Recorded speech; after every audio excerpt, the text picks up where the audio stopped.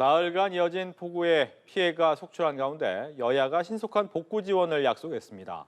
순방 중인 윤석열 대통령 열차 안에서 국내 집중호우 상황을 점검했습니다. 네, 두 분과 정치권 소식 짚어보겠습니다. 천효정 전 대통령실 부대변인, 임세은 전 청와대 부대변인 모셨습니다. 어서 오십시오. 안녕하십니까? 안녕하세요. 어서 오십시오. 먼저 여야 지도부 충청 경북 지역의 수해 현장을 찾았습니다. 폭우 상황을 좀 점검하고 이재민을 위로했는데 기록적인 수해 앞에서 정치권, 정부의 적극적인 대응을 요구했습니다. 여야 행보, 현장 행보를 어떻게 보시는지 먼저 좀 이야기를 해주시죠. 네, 이런 국난 앞에서는 여야가 없어야 한다 이렇게 생각을 합니다. 지금 기록적인 집중호우로 인해서 인명피해, 시설피해 등등 이재민도 다수 발생하고 있는 상황이고요. 온 국민이 안타까워하고 있는 상황입니다. 그런 만큼 정부와 여당, 야당이 모두 힘을 합쳐서 당연히 피해를 복구하는 데 총력을 기울여야 할 것이고요. 그래서 여야의 이러한 요구에 맞게 또 정부 역시 신속한 피해 복구, 또 예방, 인명피해 예방에 최선을 다하고 있습니다. 윤석열 대통령 역시 순방에서 귀국하는 대로 중대본 회의를 주재하고 또 강력한 구조 및 지원 대책을 발표할 것으로 보입니다. 다만 현장에서 이제 의원들의 불필요한 의전 논란이라든지 이런 국민들의 인상을 찌푸리게 하는 그런 논란이 없도록 각별한 주의가 필요할 것 같습니다. 예. 네, 그렇습니다. 이제 이재민과 이재민 그 가족 여러분께 또 심심한 위로의 말씀을 또 드리고 있고요. 일단 여야가 당연히 이 문제에 있어서는 여야가 없는 것이죠. 이제 국가적 재난 상황인 것이고 우리 정치의 본질이 당연히 우리 국민의 안전과 생명을 지키고 재산을 지키는 것입니다. 그렇기 때문에 이번 상황에서는 우리가 정쟁이나 이런 것을 벗어나서 우리가 도울 건 돕고 또 서로 지원할 건 적극적으로 지원해서 이 피해가 최소화할 수 있게끔 또 현재 진행형이기 때문에 이 상황을 잘 파악해서 신속한 대응을 할 수 있게끔 야당도 적극적인 지원을 할 것으로 약속드립니다. 예, 알겠습니다. 두 분 말씀처럼 이런 경우에는 여야 할 것 없이 한 마음으로 좀 대응책 준비에 힘을 모아야 할 것으로 보이는데요. 일단 피해 최소화를 위해서 정치권에서 무언가를 한다라고 했을 때 지금 당장 할 수 있는 것 어떤 게 있겠습니까? 네, 지금 당장 할 수 있는 조치로는 우선 정부의 특별재난지역 선포를 건의하는 일이 될 것입니다. 지금 일부 의원들이 이미 그러한 의견을 밝히기도 했더라고요. 이 특별재난지역 선포라는 것은 시군 단위의 피해액이 65억 원 이상일 경우에 선포를 할 수 있게 되는데요. 예. 그렇게 되면 혜택이 어떤 것이 주어지냐면 공공시설과 사유시설 등에 대한 피해액을 복구할 때 국비 지원율이 80%까지 올라가게 되고 또 지자체가 부담하는 경비에 대한 특별교부세 형식의 지원금이 주어지게 됩니다. 또 이재민들의 경우에는 이제 건강보험료 경감 그리고 전기료, 통신료 등이 경감되게 되고요. 추가로 12개 항목에 대한 경감 조치 등이 있게 됩니다.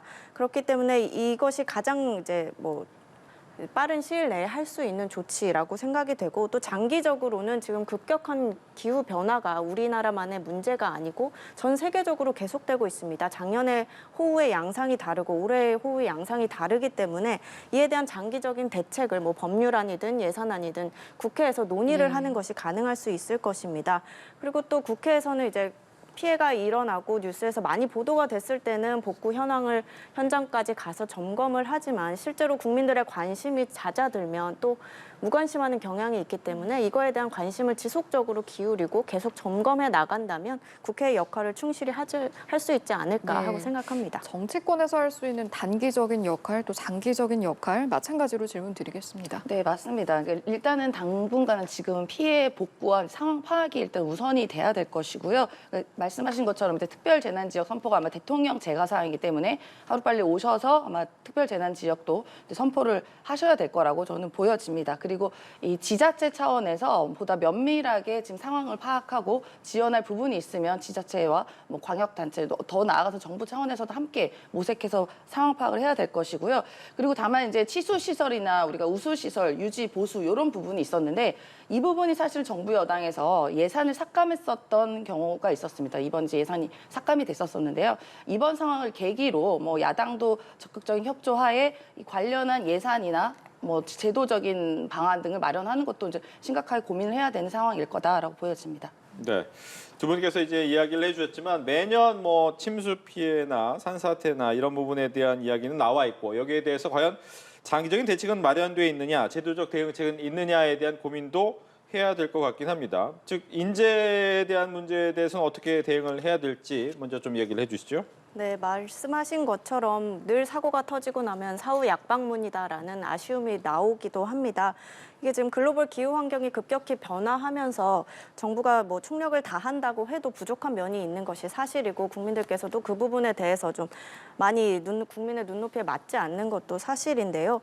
그렇기 때문에 좀 더 장기적인 관점에서 해외 선진국들의 뭐 기후 변화에 대응하는 시스템을 벤치마킹을 한다든지 지난달 국무회의에서 윤석열 대통령이 AI 홍수 예보 시스템을 만들어라, 신속히 구축하라라고 지시했던 것처럼 환경부와 과기부 등 관계부처에서 대통령의 지시사항을 좀 더 신속히 이행하는 노력을 한다든지 이런 제도적인 대응책이 좀 필요할 것 같습니다. 그리고 아까도 말씀드렸지만 국민적 관심이 떨어지고 나면 사실은 관계부처나 국회 모두 다 조금 관심을 소홀히 하는 경향이 있기 때문에 그런 부분도 좀 신속히 개선이 돼야 할 것 같고요. 이번 보도에서도 보면 아직 뭐 확인은 해봐야겠습니다만 지난 폭우 피해가 복구되지 않은 채로 비가 와서 이게 더 피해가 커졌다라는 보도들도 있습니다. 만약에 이게 사실이라면 신속한 피해 복구를 할 수 있도록 뭐 예산이 부족하다면 예산을 확충하고 뭔가 인프라가 부족하다면 그 부분을 확충하는 등의 복구를 위한 시스템 개선이 있어야 될 것 같습니다.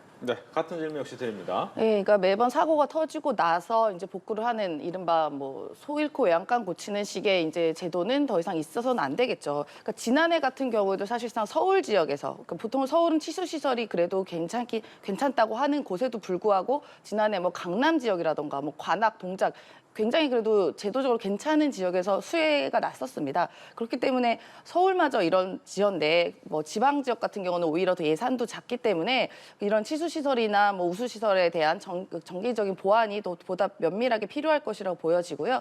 재난 같은 경우는 사실상 자연 재난은 뭐 어떻게 할 수가 없죠. 어떻게 갑자기 발생한 건 어쩔 수 없겠지만 그 전에 사전에 미리 좀 대응을 할 수 있는 보다 면밀한 시스템이 필요할 것이라고 보여지고 지난해에도 사실상 홍수에 대해서 좀 안일한 대처를 했었습니다. 그 당시 기억하실지 모르겠지만 대통령께서도 서초구에 이제 집으로 이렇게 출퇴근하실 때였는데 이렇게 너무 넘치는 걸 보고도 이렇게 많이 넘치는구나 서울에서도라는 안일한 인식을 갖고 퇴근하셨던 경우가 있었어요. 그리고 그 당시에도 뭐 공무원들이 이른바 뭐 미리 대응을 안 했다던가 그리고 그 당시에 김대기 비서실장 같은 경우도 뭐 회식을 했다던가 등의 이런 안일한 대처들이 있었습니다. 그렇기 때문에 우리 전체적으로 공무원 시스템에 대한 전반적인 개선이 또 필요한 부분도 분명히 있을 거라고 저는 생각합니다. 예, 여러 가지 보완점들에 대해서 함께 이야기를 나눠봤는데 이런 상황에서 윤석열 대통령 현재 열차 안에서 관련 회의를 열었다고 하고요. 또 귀국 즉시 중대본 회의를 주재를 한다고 합니다. 이번 대응에 대해서 어떤 말씀하시겠습니까? 네, 뭐 말씀하셨듯이 지난해에도 호우 피해가 컸기 때문에 뭐 시시각각으로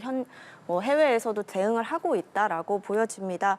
특히 순방 기간 중에서도 벌써 지금 서면 브리핑만 뭐 3-4차례 나올 만큼 시시각각으로 챙기고 있고 중대본 화상 회의도 직접 참여를 하셨습니다. 그래서 군부대 투입이나 뭐 가용할 수 있는 모든 자원을 동원해라라고 지시를 했는데요.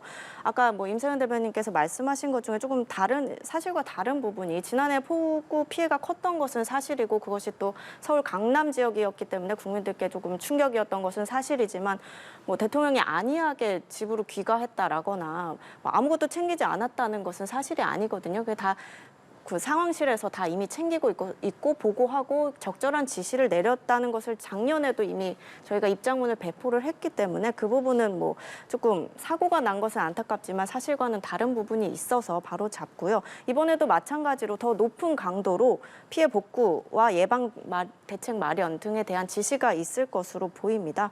대통령의 말씀처럼 정부의 가능한 인적 물적 자원을 총동원해서 여야가 합심해서 피해를 최소화할 수 있었으면 좋겠습니다. 네.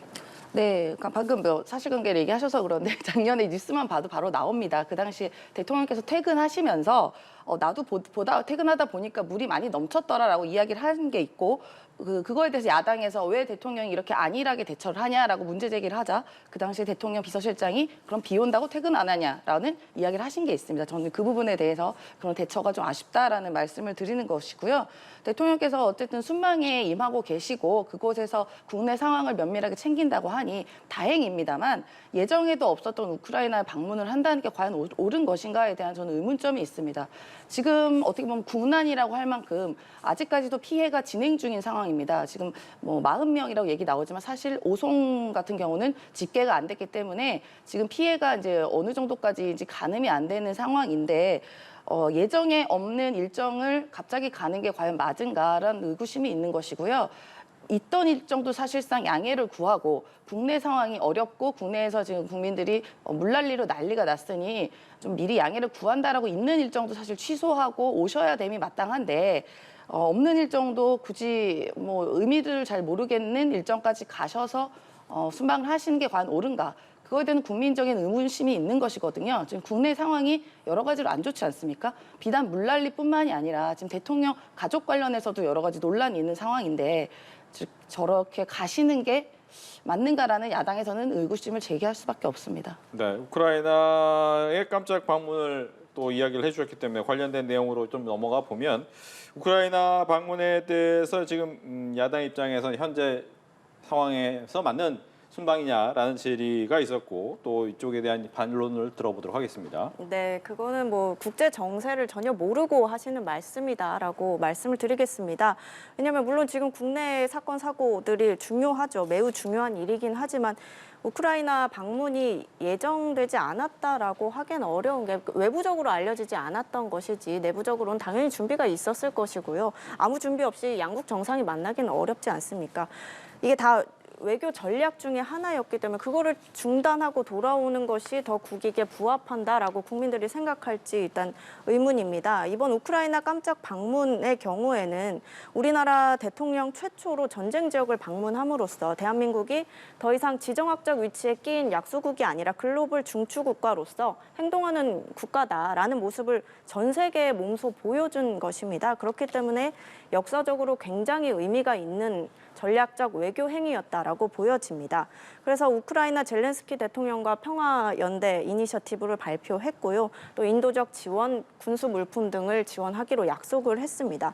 이것은 이제 우리나라의 국제적 위상을 높이는 선언적 행위였다라고 보여집니다. 그렇다면 윤석열 대통령이 왜 이러한 외교적 전략을 취했는가를 따져봐야 할 텐데 지금 국제 질서를 살펴보면 미국을 중심으로 한 자유민주주의 국가들이 연대하고 있고 또 이와는 반대편에서 러시아, 중국, 북한을 필두로 한 공산주의 국가들이 뭉치고 있습니다. 이러한 세계 경제 안보 질서가 재편이 되고 있기 때문에 여기서 어느 편을 선택할 것인지 기로에 서 있는 상황입니다.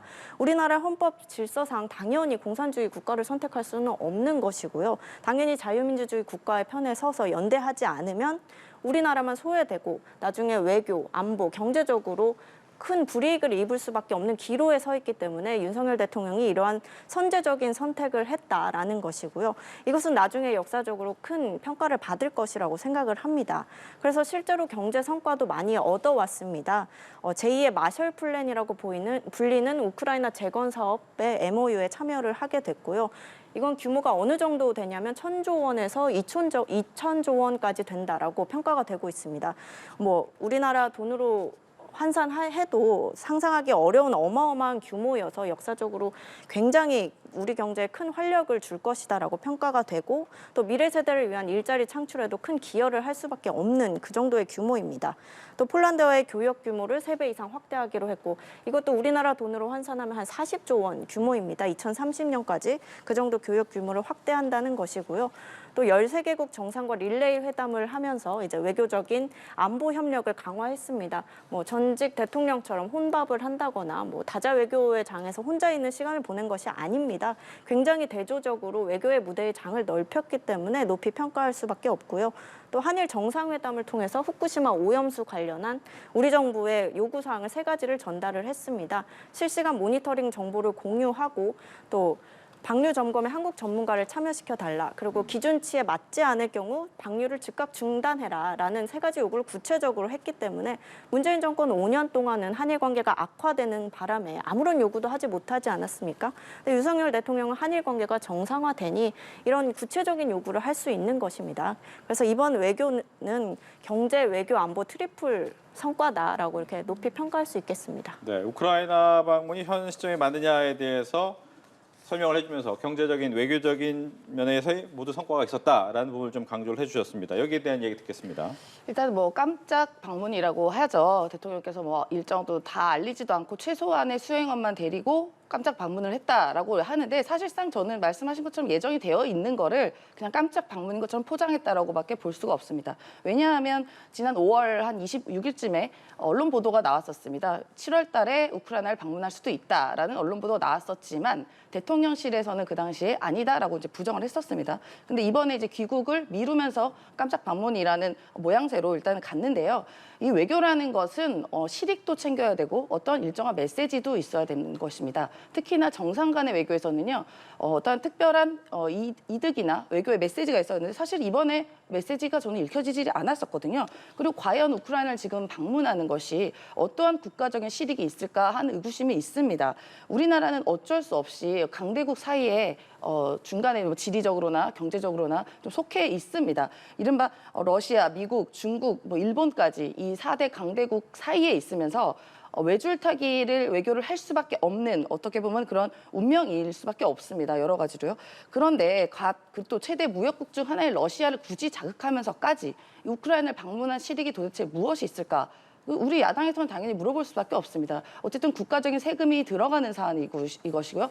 또 군사 물자를 지원한다고 하는데 우리나라 지금 세손이 결손되고 있는 상황입니다. 매우 빠르게 세수가 줄어들고 있는 상황인데 무슨 실익으로 저는 군사적 지원을 약속하는 건지도 모르겠습니다만 외교적, 경제적, 군사적 그 어떤 실익도 저는 찾을 수가 없다라고 보여지고 아까 MOU 얘기하셨는데요.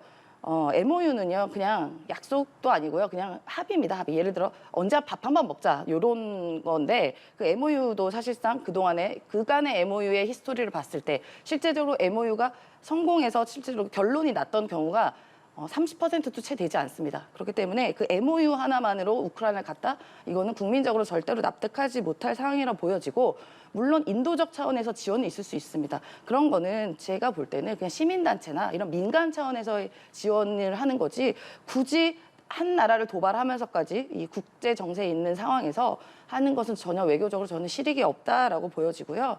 아까 한일 정상회담 만난 거 얘기하셨는데 IAEA가 사실상 일본의 요청을 받고 보고서가 나왔다는 게 나오지 않았습니까? 그리고 특히 IAEA에서는 이거를 뭐 담보할 수 없다. 뭐 이거는 우리는 책임이 없다. 이건 일본 책임이다라고 말한 상황에서 이 오염수에 관련한 안전이 전혀 점검되지 않은 이런 국민적 저항이 있는 이런 사안을 딱 가가지고 그냥 대통령께서 일본 말을 다 들어준 거거든요. 어떻게 이게 외교적인 성공의 사례를 볼 수 있는지. 지금 국민들은 오염수 관련해서 굉장히 분노하고 있는 상황입니다. 근데 과학적인 검증, 과학적인 증거 하나도 보여주지 않았고 그저 일본의 말만 듣고 이거를 딱 허락한다? 이거는 저는 국민들이 용서하지 않을 거라고 보여지고 앞으로도 외교에서도 저는 꼭 국가적 실익, 국익을 꼭 챙겨달라는 말씀 좀 드리고 싶습니다. 네, 앞서서 2번 얘기하셨고 1번 얘기하셨기 때문에 러시아에 대해서 이제 실익이 아니다. 그다음에 일본의 방류에 대해서의 문제점 여기에 대해서 짧게 대답을 듣고 이 부분은 얘기를 끝내겠습니다.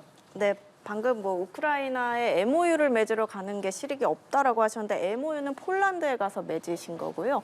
우크라이나에서 맺은 게 아닙니다. 그리고 왜냐하면 지금 폴란드가 우크라이나의 사실상 최전방 기지로서의 역할을 하고 있기 때문에 인접국으로서 폴란드가 그 우크라이나 재건 사업에 굉장히 중요한 역할을 하고 있어서 폴란드와의 MOU를 맺은 것이고요.